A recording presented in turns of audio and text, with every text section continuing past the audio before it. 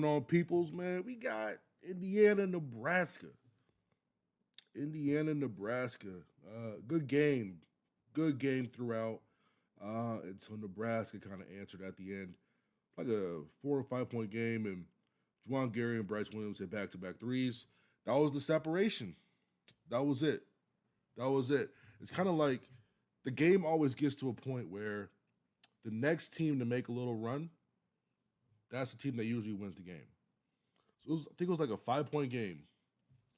Those 6 points could have came from Indiana, which would put them up one, but they came from Nebraska, will put them up 11.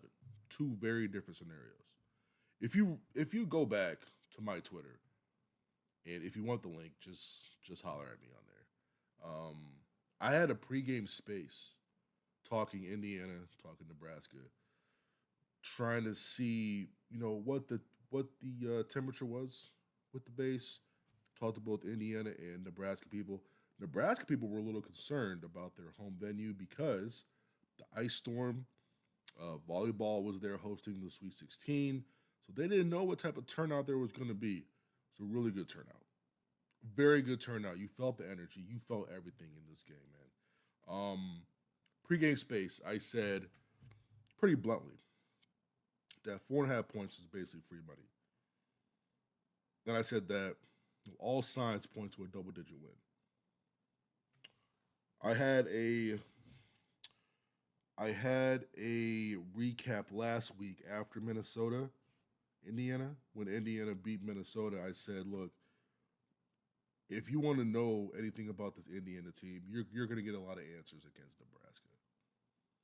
And I think we got some answers against Nebraska. I think, personally, I think they played better tonight than they did against Minnesota. I think with Minnesota, I just think Minnesota was just outclassed. There was just no. Indiana wasn't going to lose that game at home. I thought tonight, you had players playing with more purpose, even though there was some foul trouble. You saw some quicker lineups. You saw some fight on both ends. You saw some tough rebounds. And really bad shooting towards the end of the game. I think they ended up going like 1 for 18 or 1 for 19 from the field over the last few minutes. If they shoot 35% in the last few minutes, this is a one possession game. But that's how it goes, right? It's basketball. It's coming down. Do you make shots or do you not? They didn't. For a team that is last in the Big Ten in 3-point attempts, I found this stat really interesting going into this game. Nebraska is 5th in the country in spot-up jump shots allowed. They average around 31.1 per game. Indiana is last in the country in spot-up jump shots per game. They average 12 per game. Tonight, they gave up. Indiana shot 35 threes. So they played into Nebraska's hands. That being said, I think that they average around 17 threes per game. I think 35 is a bit much, but I think a lot of fans enjoyed seeing them take more. I think 25 is a good spot, good sweet spot. I want to see Miles Rice take more threes. I want to see their shooters shoot the ball. Like, shooters should be shooting. There's no reason why Luke Goody and Miles Rice shouldn't have at least 10 threes per game combined, shooting-wise. Then a couple more from a couple other people. I think that when it comes down to it, I think Indiana played better tonight. Just with how the game went and their attention to detail was pretty good. If you watch this game back, Nebraska hit some tough shots tonight. Tough shots tonight. This is a team who struggles offensively. It's pretty good defensively. Nebraska's defense showed up in the last 5 or 6 minutes. Their defense showed up. And their offense, I mean, they hit some tough shots. Props to Nebraska for sure. But when it comes down to it, this is a tough league. This is a tough league. No disrespect to Minnesota and Washington, but those are the only two teams that you can go in kind of okay and still win the game handily. The other 16 teams, you better bring your A game or you can lose that night and it could be ugly. It can be ugly. Now,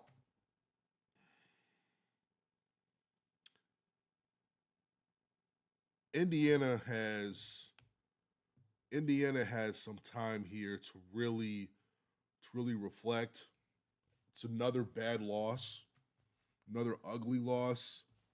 But the game was right, like the game was right there, which is crazy. Which was crazy. There are there are some games that aren't indicative of the final score. This game really wasn't. Like, was this a 15, 17 point type game? It really wasn't. This was one, two possession battle. One or two possession battle. Thought Miles Rice played a nice game. Miles Rice played a real nice game, but you need that every single game. You need that consistency. Indiana needs that consistency. Outside of the battle for Atlantis, he's had, I think, two duds. I think Minnesota and then one game earlier in the season. That's it.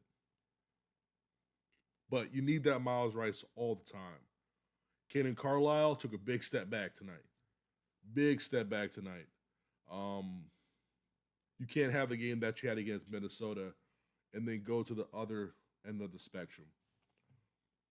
Best player tonight on the court was Bryce Williams. Easily. Easily. He needs respect. He doesn't get enough respect around the league. Bryce was dominant at three levels. He got to where he wanted, when he wanted, how he wanted. I thought Juwan Gary had played a tough game. Those two, I said it in the pregame. I'm like, look, these two guys, probably the most underrated wing duo in the league. I think they are, more underrated than Martinelli and Barnheiser. Um, Bryce and Juwan just don't get enough respect for what they do on the basketball court. And for them to bounce back like that, you kind of expected it. You expected that because that is one, it's a well coached team.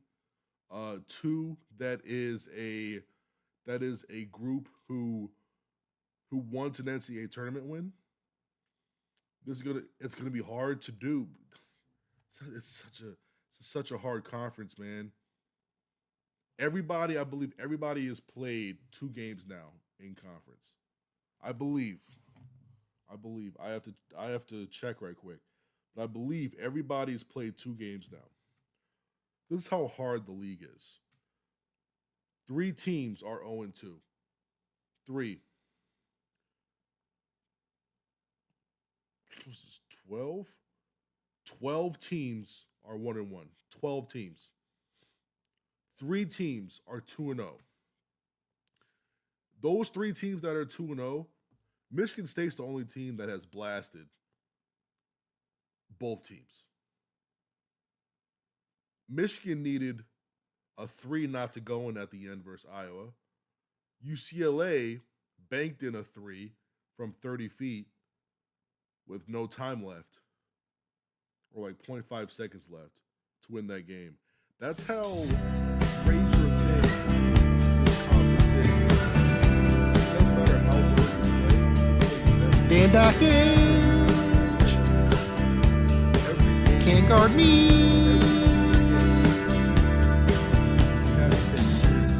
There are no gimmies in this at all whatsoever. Mike Woodson haters aren't gonna like it, but Indiana did play better today. He did make some adjustments today, but it still wasn't good enough. Shouldn't take this long to take a lot of threes. Like, another thing is that once you set the standard of, hey, this is how we're gonna play, once you leave that, then you become out of character. They average around 17 threes per game, right? They doubled that tonight. That means that you've completely changed the way that you play the game. Whether that's good for the offense, bad for the offense, whatever, you were out of character and played right into Nebraska's hands. And that's props to Nebraska. But if you're Indiana and you have the opportunity for, I'm talking 14, 15, like wide open, like these aren't even bad shots, like wide open threes.